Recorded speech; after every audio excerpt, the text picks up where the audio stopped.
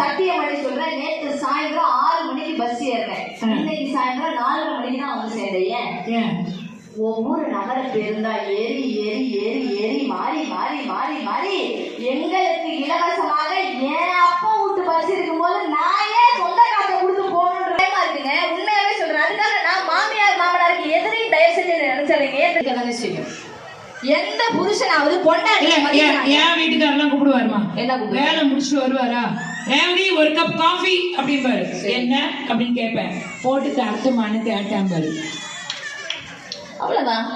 எத்தனை தடவை பெண்கள் எவ்வளவு தடவை புருஷன் டீ போட்டு கூப்பிடுறீங்க கட்டின பொண்டாட்டிய, டீ எடுத்துருவாடி, காஃபி எடுத்துருவாடி, பைக் சாவி எடுத்துருவாடி, செல்போன் எடுத்துருவாடி, எத்தனை டீ போட்டு கூப்பிடுறீங்க பொண்டாட்டிங்க. நாங்க என்னைக்காவது ஒரு நாள் புருஷனை பார்த்து இந்தாடா காஃபின்னா என்னங்க ஆகும்? சொல்ல மாட்டாங்க. சத்தியமா நல்ல ஊர்மா எடுத்து விட்டு போயிரு. சத்தியமா சொல்ல மாட்டாங்க. 1000 ரூபாய் பணம் வருதுன்றதுனால கூட நாங்க சொல்ல மாட்டோம்ன்றத நான் சொல்ல வந்தேன்.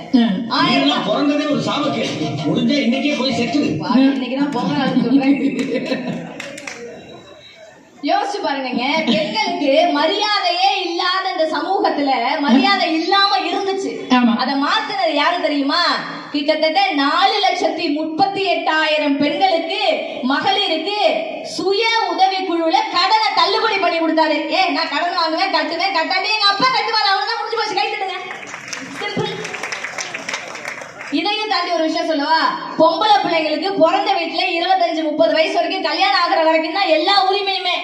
இப்ப கல்யாணம் பண்ணி வந்ததுக்கு அப்புறம் நான் எங்க அப்பா மேல கேஸே போடலாம், சொத்து வேணும்னு. அதுக்காக கேஸ் போடுவேன்னு நினைக்காதீங்க. கேஸ் போடாமையே பெண்களுக்கு சொத்தில் சமபங்கு கிடைக்கணும்னு பாடுபட்டவரே நம் முத்தமிழறிஞர் டாக்டர் கலைஞர். அதை நிறைவேற்றியது நம் தளபதி. இல்லைன்னு சொல்ல முடியுமா? தளபதி யாரு, தளபதி யாரு, மக்கள் மனசுல மேலாரு, எங்களுக்கு தான் எங்களுக்கு தான் சலுகை நிறைய தந்தாரு, ஏழை குழந்தைகள் தங்க மனசுல எப்போதும் அவரே தான் ஜெயிப்பாரு, ஏழை மக்களின் சூரிய உதயமா எப்போதும் அவரே தான் உதிப்பாரு. தளபதி யாரு, நம்ம முதல்வர் யாரு, முதல்வர் யாரு, முதல்வர் யாரு, மக்கள் மனசுல நின்னாரு, பெண்களுக்கு தான் எங்களுக்கு தான் சலுகை நிறைய தந்தாரு. நல்ல ஒரு கைத்தறல் கொடுங்க. யோசிச்சு பார்க்கணுங்க. எல்லாரும் முன்வரிசையில் அமர்ந்து இந்த நிகழ்ச்சியை கண்டு கழித்துக் கொண்டிருக்கக்கூடிய நம்முடைய MP கலாநிதி ஐயா அவங்களுக்கும் நல்ல ஒரு கைதட்டல் கொடுங்க. எப்பயுமே ஒரு ஒரு உலக வழக்கம் ஒண்ணு இருக்கு.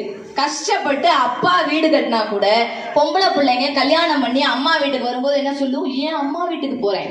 என்ன வீடு யார் பேர்ல இருக்கும்? அப்பா பேர்ல இருக்கும். அப்பா பேர்ல மட்டும்தான் வீடு இருக்கணுமா? இனிமேட்டு குடும்ப தலைவிகள் பேர்ல தான் வீடு இருக்கணும்ன்ற சட்டத்தை கொண்டுட்டு வந்தாரு. பெண்கள் எல்லாருக்கும் முழு சுதந்திரம் கொடுத்தாருன்னு சொன்னா நல்ல ஒரு கைத்தறல் கொடுங்க. வீடும் எங்க பேர்ல தான் இருக்குது. மாசம் 1000 ரூபாய் பணமும் எங்களுக்கு தான். ரேஷன் கார்டு, ஸ்மார்ட் கார்டு எங்களுக்கு தான். ஃப்ரீ பஸ் எங்களுக்கு தான். கைத்தட்டுங்க, கொண்டாடுவோம், அவ்வளவுதான். வேற என்ன வேணும்? எங்க மகளிர் உயர மாநிலம் உயரம்னு அழகா சொன்னாங்க. தாயால தானங்க ஒரு சமூகமே உருவாகுது. அந்த தாய்க்கு தானங்க எல்லாமே தரணும், அவ்வளவுதாங்க, சிம்பிளுங்க. ஏன் அணில அந்த அவங்க தொட்டு தொடங்குனாங்க, நான் அப்படியே அதை தொடர்ந்து வரேன். காலை உணவு திட்டம் கொடுத்தாங்க. ஆமாதான்.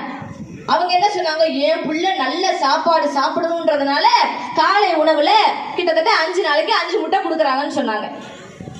அதையும் தாண்டி இன்னொரு விஷயம் நான் யோசிச்சதை நான் சொல்றேன், கேட்டுக்கங்க. காலை உணவு திட்டம் என்னவோ படிக்கிற பிள்ளைகளுக்கு நீங்க நினைச்சிட்டு இருக்கீங்க. சத்தியமா படிச்ச பொண்ணா இருந்தா இன்னைக்கெல்லாம் ஐடி கம்பெனி, படிக்காத பொண்ணா இருந்தா நைட்டி கம்பெனின்னு பெண்கள் ராவும் பகலுமா உழைச்சு கொட்டிக்கிட்டு இருக்கோம் குடும்பத்துக்காக. ஒரு காலம் வரைக்கும் தான் பொம்பளைங்க வீட்டை விட்டு வெளியே போகாம இருந்தா அவங்கள பட்டினின்னு இந்த நாடு பாதுகாத்துச்சு.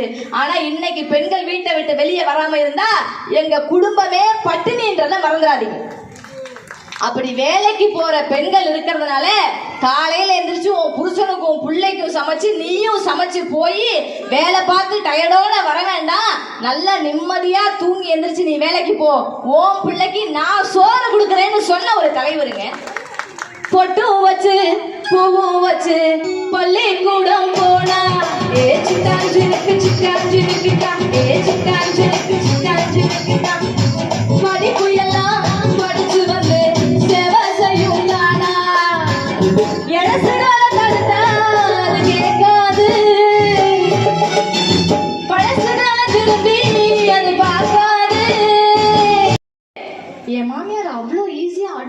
வச்சு காய வச்சிடறாங்க. என்ன யாரு? இல்ல அவரு என்ன நினைக்கிறாரு, இது எல்லாம் வாய் தான் போல இருக்கு, சமைக்க தெரியாது. ஒரு சப்பாத்தி, ரசம், இன்னொன்னு என்னது அரளி வித சட்னி. இருங்க, இன்னும் இருக்கு. 3 வேளை சாப்பிட்ட பாத்திரம் எவ்வளவு கனமா இருக்கும் தெரியுமா? அதை தூக்கி கொண்டுட்டு போய் பின்னாடி செலவாரியில போடுறது எவ்வளவு கஷ்டம் தெரியுமா? என் மாமியார் அவ்வளவு ஈஸியா கழுவி கவுத்து வச்சிடறாங்க. சத்தியம் பண்ணி இந்த மேடையில பொய்யெல்லாம் சொல்லல, உண்மையாவே சொல்றேன். அவங்க அவ்வளவு ஈஸியா சமைக்கிறாங்க. நான் கஷ்டப்பட்டு சாப்பிடுறேங்க. எனக்காக ஒரு தடவை கைத்தறி கொடுங்க. நீங்க என்ன குடும்பம் நடத்துறா இல்ல தெருவு நடத்துறா? உண்மையாவே ஒரு விஷயம் பாருங்களேன், என்னதான் பெண்களுக்கு வீட்டுல சுதந்திரம் இல்லைனாலும் இந்த மேடையில் மட்டும் சுதந்திரம் இல்ல. இந்தியாவிலேயே முதல் முறையாக உள்ளாட்சி தேர்தல்ல 33% இடஒதுக்கீடு கொடுத்தது தமிழ்நாட்டில் முத்தமிழறிஞர் டாக்டர் கலைஞர் அவர்கள். அதையும் மாற்றி இந்தியாவிலேயே முதல் முறையாக உள்ளாட்சி தேர்தலில் 50% இடஒதுக்கீடு கொடுத்தார்னு சொன்னார் தங்க தளபதி அவர்கள். அரசு பணியில 30% இருந்த இடஒதுக்கீடு 40% மாற்றி இருக்கிறார் சொன்னா இன்னைக்கு பொம்பளை பிள்ளைங்க எல்லாருமே அரசு பதவியில இருக்கும். வயிற்றுச்சலோட சொல்றேன்னு நினைக்காதீங்க. என்ன தவிர 4 பேரும் அரசு வேலையில இருக்கிறாங்க இந்த மேடையில.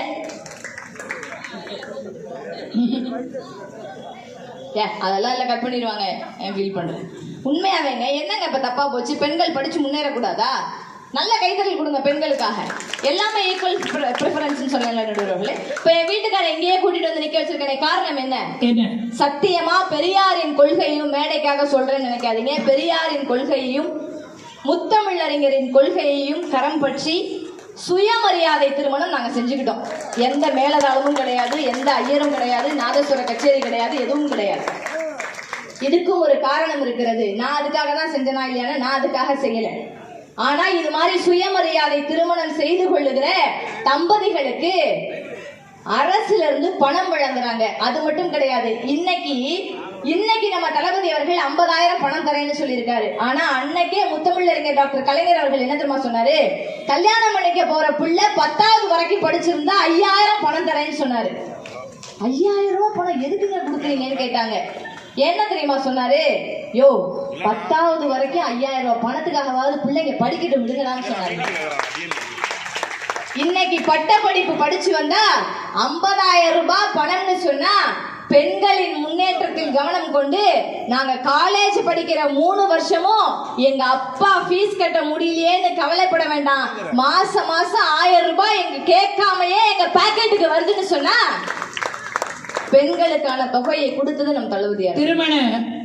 திருமணத்திற்கு முன்பணமாக நம்ம அரசு பதவியில் இருக்கக்கூடியவங்க எல்லாம் ஒரு 25,000 ரூபாய் வாங்கிட்டு இருந்தாங்க. இன்றைக்கு அதை 5 லட்சமாக உயர்த்தி தந்திருப்பவர் நம்முடைய தங்க தளபதி அவர்கள். 9 திட்டங்கள் அரசு ஊழியர்களுக்காக அறிவிச்சிருக்கிற ஒரு மகத்தான முதல்வர் தான் நம்முடைய தங்க தளபதி அவர்கள்.